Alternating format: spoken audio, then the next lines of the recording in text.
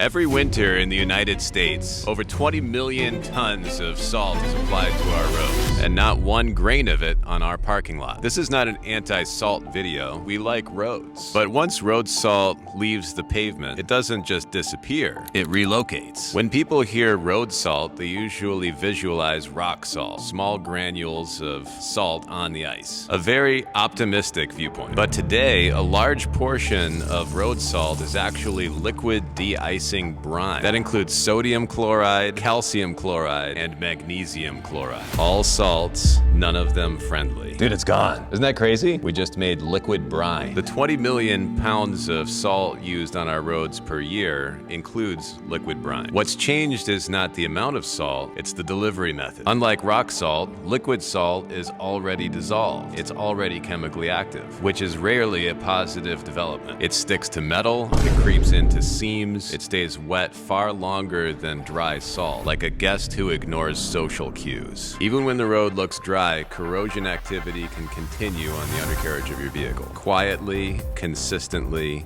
and confidently. A common response is that magnesium chloride is just salt. That part is true. The difference isn't what it is, the difference is what it does, which is how most problems work. Magnesium chloride pulls moisture from the air. It stays wet. Metal enjoys that briefly. It's the difference between spilling sugar on a table and spilling syrup. Same substance, very different cleanup. Another common belief is that just rinsing salt with water is enough. Water is excellent at dissolving salt, which means that rinsing removes some of the salt. The issue is what happens next and where the salt went. Dissolving the salt here in this bucket didn't make it disappear. It just made it able to get into tighter spaces.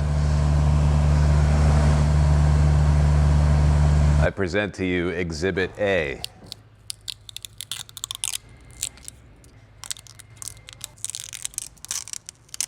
That liquid salt moves into seams, brake lines, and electrical connections. Places water doesn't rinse very well. And when the water dries, the salt may not be as visible, but it's still there or it's relocated to places you don't want it. Rinsing with water moves salt around. It doesn't neutralize it. It's like spilling soda on a keyboard and rinsing it out under the sink. Technically, the sugar dissolved. Functionally, the keyboard is still in danger. Water helps. It just doesn't finish the job. This isn't just a daily driver issue. Municipalities face this every winter. A new fire engine today often costs $750,000 to over $1 million, and that's before decals. These vehicles are designed for 20 to 25 years of service. In salt-heavy regions, that lifespan can be cut by 30 to 50%. This is where salt neutralization enters the conversation. Eagle Guard was developed to neutralize road salt residue, not to negotiate. It uses chelation chemistry to bind salt ions and remove them from the surface. Chemistry doing what water cannot. The goal is not to cover over the salt. The goal is to neutralize it and remove it. This stuff goes a really long way, so we don't need very much of it. Even though on the bottle we put 100:1 panel impact ratio, what we're actually finding is that this is very effective all the way up to 500:1 with good foam quality. You're going to want to spread this stuff out as far as you can, and you'll have to determine that in your situation to see what you're happy with. There's a couple of different ways to use Eagle Guard. The easiest way is through a foam cannon, especially a foaming undercarriage kind like the Ridge Washer, or you can use it through a pump sprayer or a trigger bottle if you want to just be economical about it. The main difference when mixing these two different formats is that whatever comes out of a pump sprayer or a trigger sprayer like this one, that is the ratio that's delivered to the surface. That's called the panel impact ratio. You could mix, let's say you have 900 milliliters in this right now, which we do have. 500:1 ratio would be about 2 milliliters. If you wanted to go heavy with it, you could put in 5 or 6 milliliters, and that will be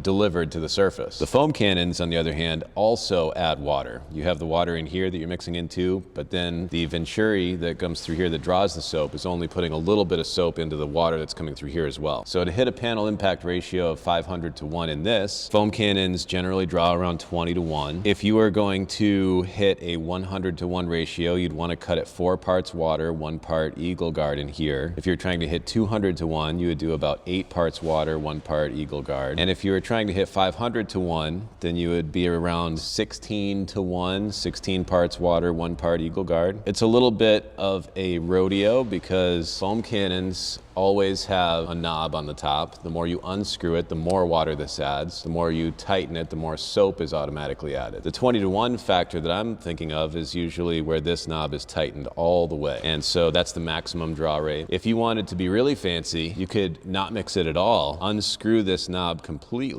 until it stops. Put your Eagle Guard straight in there. And then when you turn on the machine, you just crack this open until it starts to foam. And you will not be able to perceive the liquid going down in this bottle. That's ideal if you're doing gigantic projects. And so many of our customers are. Very helpful tip. Let's put a tiny little bit in here. 900 milliliters of water in here. Let's put 5 milliliters of Eagle Guard in this. That's 10 milliliters.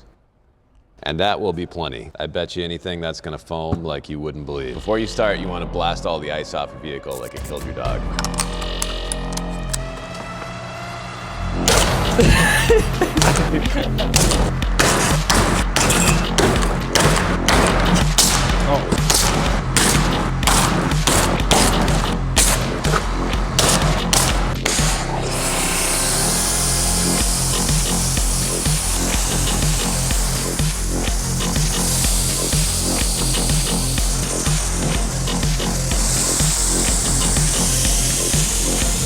Oh, you can just see it melting right off.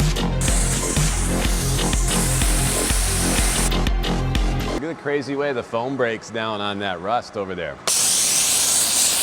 It like disappears on the rust first.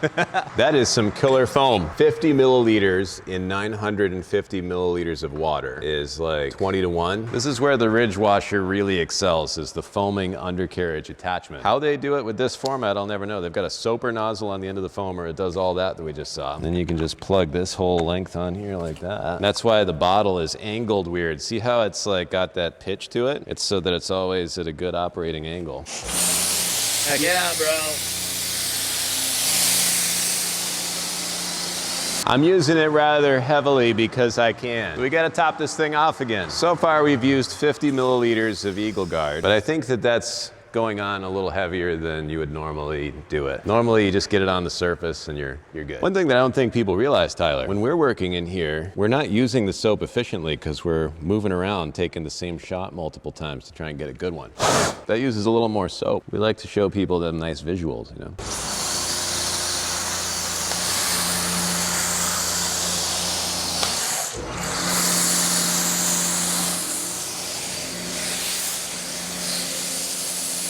Now, Eagle Guard, you don't have to rinse off of the undercarriage. It doesn't appear to leave any greasy film or residue, even if you leave it on there. I think that gives it maximum protection on the rust inhibition level. It is a pH of 10, so it's a mild degreaser, which I think is helpful for the undercarriage, and it makes it unique in the salt neutralizer market. Most of them are on the acidic side. We're just gonna hit it with a light PSI. This is a size 12 nozzle, so this should be running pretty low PSI.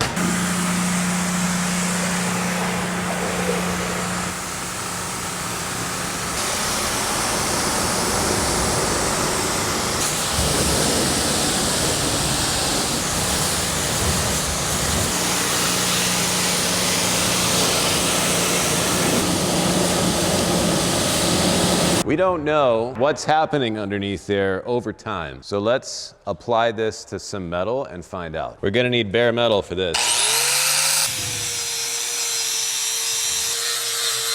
We have a spray bottle full of the goods from this bucket here. This is magnesium chloride in the salt that we poured into this bucket, and now it is liquid brine. This should be the worst of the worst. Let's try it out on this bare metal. We'll just douse the whole thing with magnesium chloride. Let's try this out real quick with a blower just to see what happens if it looks like it's salty, you know what I mean? I want to dry it without it blowing off. I feel like I can see all kinds of weird crystals going on in there. We're just gonna spray this on this half.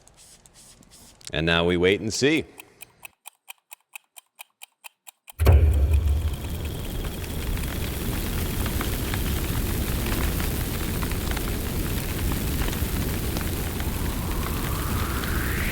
This is your car. 12 hours after a snowstorm. Could be this car. Look at the difference. That's unbelievable. It's turned green. Is that 15 hours? 15 hours. Imagine 5 years. Kona, what do you think about this situation? Looks like you should have taken your own advice 2 years ago. We're gonna have to circle back and fix this with some sandblasting. So we'll have to do a long form on this Jeep soon. That's gonna take some effort. Isn't that awful how the rust just gets underneath paint like that? It's horrible, dude. Melanin Bladden 3228 asks, if I apply Eagle Guard as a pre-rinse on a salty car and then hand wash with the Dawn, if I apply snake oil afterwards, does the ceramic have any issue bonding to the protective residue from Eagle Guard? That's a really good question. Should we put the Dawn on here? I don't think it's pretty clean, man. Let's replicate the whole question. If you're wondering why the foam is so thick, it's because I pulled the ratio tip out of the injector. Don't do that unless you have a warehouse full of soap you're looking to get rid of.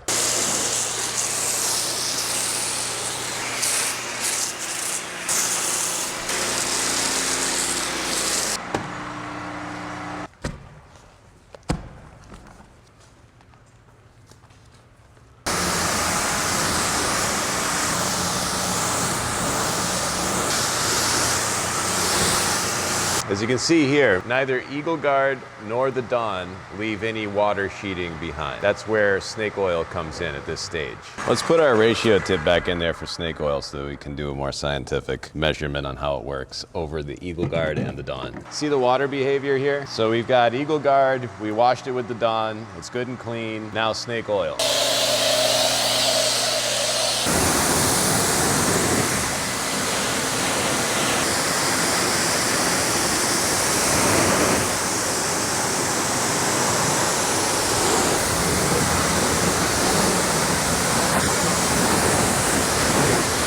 Now we don't know how long it's going to last before failure on the coating and if that's impacted by having Eagle Guard on beforehand, but Eagle Guard's rust inhibitor is not super long lasting. You'd have to use it after every storm. I don't think that in itself it's going to get too much in the way of snake oil doing its thing. Certainly doesn't appear to have slowed it down on this first pass here. So protective sealants like snake oil provide future protection. They don't neutralize salt. And so that's why Eagle Guard is first. Shut off the salt. Then once that's out of the way, then snake oil can come in and kind of help boost that up even more. And snake oil can go on the whole thing. It could go on the undercarriage as well. But primarily it's designed for all of the paint and glass surfaces. In short, salt affects daily drivers, municipalities, fleet vehicles, construction equipment. Salt does not check ownership. Road salt keeps us safe. That part's settled. But once it's on your vehicle, it's not going anywhere until it gets taken care of. Understanding this is the first step toward protecting our vehicle that keeps us safe every day and our wallets.